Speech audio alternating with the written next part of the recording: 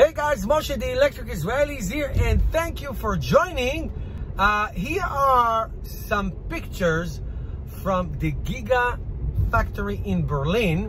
One picture shows the foundations that being built, all the trees that were cleared in the last few months, a foundation, and also Elon tweeted a rendering of what the Gigafactory would look like, and it is just spectacular looking final product. Tons of solar panels on the top, possible swimming pool. That's very, very cool.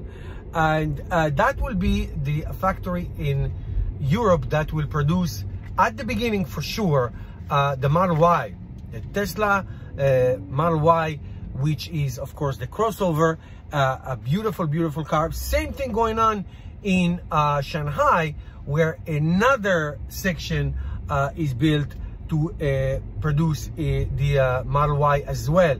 So obviously Tesla is betting tremendous amount on the Model Y, investing tremendous amount of money into building these great gigafactories, and of course trying to finalize a location in the United States for the Terafactory, somewhere probably in Austin, Texas, for the Cybertruck. So the Model Y is what Tesla is betting on. This is the most popular segment, definitely in the United States. So we'll see what happens.